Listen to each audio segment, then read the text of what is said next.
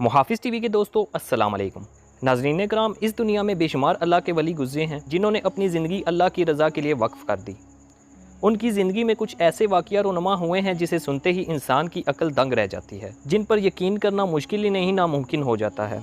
कुछ लोग इन पर आंखें बंद करके यकीन कर लेते हैं और कुछ लोग इनको मनधड़क कहानियों का नाम देते हैं। आज की इस वीडियो में हम आपको 4 ऐसे मौजज़ात के बारे में बताएंगे जो इन बुज़ुर्गों की ज़िंदगी में पेश आए हैं। नंबर 4, ये वाक़या शाह अब्दुल लतीफ़ काज़मी अल मरूफ़ बरी इमाम सरकार के बारे में है। बरी इमाम सरकार का दरबार इस्लामाबाद अब्बारा से कुछ ही फासले नूर शाह में वाक़या है। बरी इमाम सरकार चिल्ला करने की वजह से काफ़ी कमज़ोर हो चुके थे, जिसके बाद उनको एक मुरीद रोज़ दूध ला कर देता था। उस मुरीद के पास 100 भैंसें थी। वो रोज़ आपको एक भैंस का दूध ला कर देता था जो बरी इमाम सरकार पीते थे और अगले ही दिन वो उसकी भैंस मर जाती थी। ऐसे करते करते उसकी सारी भैंसें मर जाती हैं। अब उसके पास एक भैंसा बाकी बचा था। वो बरी इमाम सरकार के पास आता है और उन्हें कहता है कि आज के बाद मैं आपको दूध लाकर नहीं दूंगा, मेरी सारी भैंसें मर चुकी हैं। वो बहुत से लोगों के पास गया दूध मांगने, लेकिन लोगों को मालूम था कि बरी इमाम सरकार जिस भी भैंस का दूध पीते हैं वो भैंस अगले दिन मर जाती है। तो इस तरह लोगों ने उसे दूध देने से इनकार कर दिया। बरी इमाम सरकार के पास जब वो आता है और उन्हें कहता है कि मेरे पास सिर्फ एक भैंसा बचा है, तो उन्हें कहते हैं कि वो भैंसा नहीं बल्कि भैंस है, जाओ उसका दूध लेकर आओ। मुरीद जो कि अकीदे का पक्का था, वो इसी तरह जाता है और देखता है कि वो जो भैंसा था वो भैंस बन चुकी है। वो उसका दूध निकालता है और बरी इमाम सरकार को लाकर पेश करता है। वो उसका दूध पीते हैं, अगले दिन वो भी मर जाती है। अब इस तरह उसकी तमाम भैंसें मर जाती हैं और वो बरी इमाम सरकार को कहता है कि आज के बाद मैं आपको दूध लाकर नहीं दे सकूँगा। जिस पर बरी इमाम सरकार कहते हैं कि तुम एक एक करके अपनी भैंसों के नाम लो और चलते जाओ और पीछे मुड़कर ना देखना। वो ऐसा ही करता है। वो अपनी भैंसों के नाम एक एक करके लेना शुरू करता है और चलता जाता है। जैसे ही वो अपनी 100 भैंसों के नाम लेता है, आखिर में वो अपने भैंसे का नाम लेता है और एकदम से पीछे मुड़कर देखता है। वो देखता है कि उसकी सारी भैंसें जो कि उसकी मर चुकी थी वो उसके पीछे चल रही हैं। और जैसे ही वो भैंसे का नाम लेकर पीछे मुड़कर देखता है तो वो देखता है कि उसका जो भैंसा वो पत्थर का बन चुका है। आज भी वो पत्थर नुमा भैंसा पहाड़ियों पर मुश्तमिल है, जो कि लोहे दंदी के मकाम पर आप जाकर देख सकते हैं। नंबर 3, ये वाक़या हज़रत शाह शमसुद्दीन तबरेज़ी सब्ज़वारी से मुंसलिक है। एक दफ़ा शाह शमसुद्दीन तबरेज़ी इमाम मूसा अलैहिस्सलाम के रोज़े की ज़ियारत के लिए बगदाद गए तो बगदाद का बादशाह रास्ते से जा रहा था। सब लोग अपना सर झुकाए खड़े थे, लेकिन शाह शमसुद्दीन तबरेज़ी सर उठाए बादशाह के चेहरे की तरफ देख रहे थे। बादशाह को ये बात पसंद ना आई। उसने लोगों से पूछा कि ये फ़कीर कौन है। लोगों ने कहा पता नहीं, ऐसे ही कोई फ़कीर आया है। बादशाह ने शाह शमसुद्दीन तबरेज़ी को कैद करवा के अपने महल बुलाया और बहुत तौहीन की और बहुत बुरा भला कहा, जिस पे शाह शमसुद्दीन तबरेज़ सिर्फ देखते रहे। बहुत तौहीन के बाद उनको महल से निकाल दिया गया। बस फिर शाह शमसुद्दीन तबरेज़ी का बगदाद से नजफ़ की तरफ जाना था कि उसके बाद बादशाह का बेटा मर जाता है। बादशाह के बेटे के मरने पर यह चर्चा आम होने लगा कि शायद उस फ़कीर की बददुआ लग गई। बादशाह को एहसास हुआ तो उसने अपने सिपाहियों से कहा कि जाओ ढूंढो उस फ़कीर को, मुझसे बहुत बड़ी गलती हो गई है, मैं उससे माफ़ी मांगना चाहता हूँ, मुझे इतनी बड़ी सज़ा ना दे।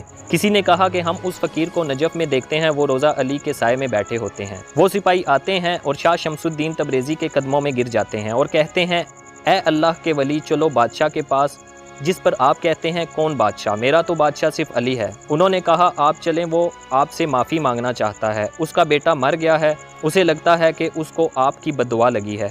जिस पे शाह शमसुद्दीन कहते हैं, जाओ उस बादशाह को और उसके मरे हुए बेटे को मेरे बादशाह अली के दरबार पर ले आओ। जिस पर वो बादशाह रोते हुए अपने बेटे की लाश लेकर शाह शमसुद्दीन तबरेज़ के पास आया और अपने दोनों हाथों को जोड़कर अर्ज़ करने लगा, ए अल्लाह के वली, मुझे माफ़ कर दें, मैं दौलत के नशे में मस्त था, आपका दिल दुखाने के सबब अल्लाह ने मुझसे मेरा बेटा ले लिया है। शाह शम्स तबरेज़ ने कहा, ज़िंदगी और मौत अल्लाह के हाथ में है। उस बादशाह ने रोते हुए कहा कि ए अल्लाह के वली, आप अल्लाह से दुआ करें कि अगर आपका दिल दुखाने के सबब मेरा बेटा मरा है तो वो ज़िंदा हो जाए। ये सुनकर शाह शम्स तबरेज़ ने हाथों को उठाकर कहा, ए अल्लाह, इस बादशाह के हिलाने वाले इंसान का बेटा अगर इस वजह से मर गया है कि उसने तेरे बंदे का दिल दुखाया है, तो तू इसका बेटा मेरी दुआ से ज़िंदा कर दे। बस ये कहना था तो बादशाह का बेटा ज़िंदा होकर खड़ा हो गया। लोग हैरान हो गए, ये कैसे हो गया?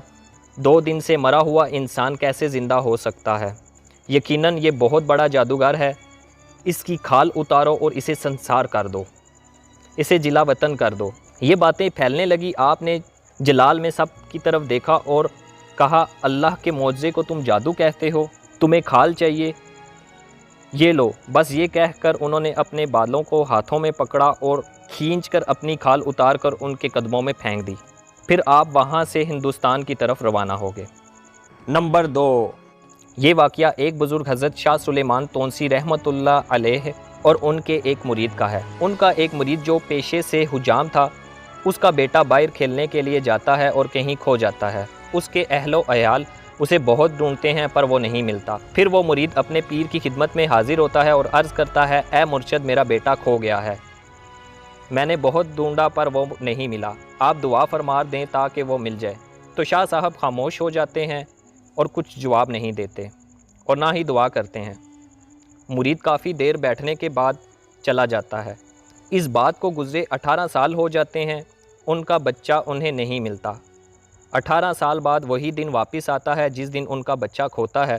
वही मुरीद शाह साहब की तारीफ़ करने लगता है, जिस पर बीवी सुनते ही बोल पड़ती है कि मुझे ना शाह साहब की बातें सुनाया करो, मैं नहीं मानती शाह साहब को।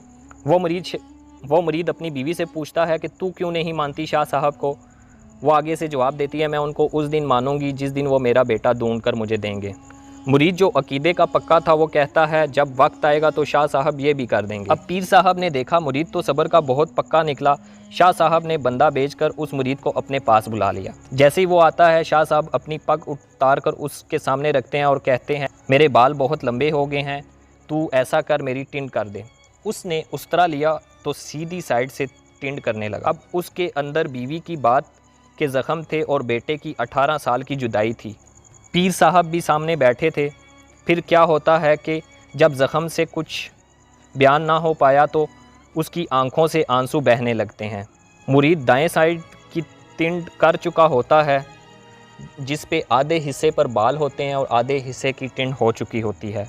बहुत ज़्यादा आंसू निकलने की सूरत में वो आंसू शाह साहब की टिंड पर गिरते हैं। पीर साहब उसकी तरफ मुड़कर देखते हैं तो पूछते हैं, तू क्यों रो रहा है। 18 साल बाद जब पीर साहब ने ये पूछा तो वो फूट फूट कर रोने लगा और बोला, आज से 18 साल पहले मेरा बेटा खो गया था। मैं आपके पास आया था पर आप नहीं बोले थे। आज फिर वही दिन दोबारा आया है जिस दिन मेरा बेटा खोया था। मैं घर में बैठा आपकी तारीफ़ कर रहा था, जिस पर बीवी ने कहा, मैं शाह साहब को नहीं मानती, उस दिन मानूंगी जिस दिन वो मेरा बेटा मुझे वापस ला कर देंगे। जिस पर शाह साहब ने कहा, वो कौन सा रोज़ रोज़ कहेगी, जा तेरा बेटा घर पहुंचने से पहले तेरे घर मौजूद होगा। जिस पर मुरीद ने कहा कि अब फिर इस आजमाइश में मत डालिएगा, अगर उसने गुस्ताखी की तो मैं उसकी गर्दन तोड़ दूंगा। जिस पर शाह साहब ने कहा, नहीं ऐसा नहीं होगा, तू घर पहुंच, तेरे पहुंचने से पहले तेरा बेटा तेरे घर मौजूद होगा। फिर क्या होता है कि वो भागने लगता है। भागते भागते जैसे ही वो अपने घर के पास पहुंचता है तो देखता है कि उसके घर के आसपास बहुत भीड़ जमा हुई है। वो लोगों से पूछता है कि यहाँ क्या हुआ है। लोग कहते हैं कि ये हम तुझसे पूछना चाहते हैं, तेरे घर के अंदर एक खूबसूरत घोड़ा बंधा है और चारपाई पर एक बंदा बैठा है, आखिर ये कौन है। जैसे ही वो अंदर जाता है और देखता है कि एक 20 साल का गबरू जवान उस चारपाई पर बैठता है। जैसे ही वो उसे देखता है तो उसे पहचान लेता है, ये तो मेरा बेटा है। दोनों बाप बेटे गले लगकर फूट फूट कर रोने लगे। जब रोते रोते थक हार गए और फिर चारपाई पर जाकर बैठ गए। बाप अपने बेटे से पूछता है कि तू गया कैसे था और वापस कैसे आया। जिस पर बेटा जवाब देता है, जब गया था तो तब बहुत छोटा था, मुझे मालूम नहीं, लेकिन इतना मालूम है कि मैं सिखों के घर में रहता था। सिखों ने मुझे बताया था कि हमने तुझे कहीं से उठाया है, पर वो मुझे ये नहीं बताते थे कि कहाँ से उठाया है। अगर मुझे मालूम होता तो मैं वापस आ जाता। आज मेरा मालिक कहीं काम के सिलसिले में बाहर जाने लगा तो उसने मुझे हुक्म किया कि आज मेरा घोड़ा तैयार करो, मैंने कहीं जाना है। मैं घोड़ा तैयार खड़े उसकी लगाम पकड़े खड़ा था कि ऐसे में एक बुज़ुर्ग आता है। दरवाज़ा खुला होता है, ना वो दरवाजे की सिम से आया ना आसमान से आया, पर उसने मेरा हाथ पकड़ा, मुझे घोड़े समेत यहाँ लाकर खड़ा कर दिया और गायब हो गया। जिस पर मुरीद कहता है कि अगर मैं तुझे वो बुज़ुर्ग दिखाऊं तो तू उसे पहचान लेगा। जिस पे बेटा कहता है कि मैं उन्हें लाखों में पहचान लूँगा, वो बहुत खूबसूरत हैं, पर उनकी पहचान ये है कि उनकी आधी टिंड थी और आधे सर पर बाल थे। जिस पर वो समझ जाता है कि ये करामत सिर्फ शाह साहब ने ही की है। नंबर 1, ये वाक़या एक अंग्रेज़ और दाता अली हजवेरी से मुंसलिक है। एक अंग्रेज़ पाकिस्तान आता है और वो मुसलमान हो जाता है। वो सबसे एक सवाल करता है कि मैंने कुरान में पढ़ा है कि आसिफ बिन बरकिया तख्ते बिल्कीस लेकर आए थे। एक रिवायत के मुताबिक तख्ते बिल्कीस 80 गज़ ऊंचा, 80 गज़ चौड़ा और 80 गज़ लंबा पलक झपटते ले आए। मुझे बताओ वो कौन सी पावर के साथ लाए थे। वो बहुत से मौलवियों के पास जाता है लेकिन उसका जवाब किसी भी मौलवी ने उसे नहीं दिया। घूमते घूमते उसका गुज़र दाता दरबार के पास से होता है, जिस पर वो अपने साथियों से सवाल करता है कि ये कौन लोग हैं। उस पर उसके साथियों से जवाब देते हैं कि यहाँ शिरक होता है। जिस पर वो कहता है मैं भी मुशरिक रहा हूँ लेकिन शिरक की ऐसी बदबू नहीं होती, मुझे अंदर से खुशबू आ रही है। जिस पर वो कहता है कि मुझे अंदर लेके जाओ, मैं देखना चाहता हूँ।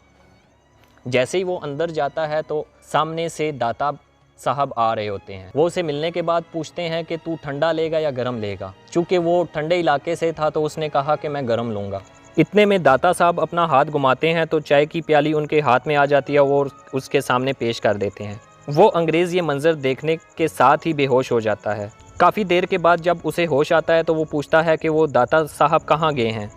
तो उसके साथी उसे कहते हैं कि दाता साहब तो चले गए हैं, तुम ये बताओ कि तुम क्यों बेहोश हो गए थे।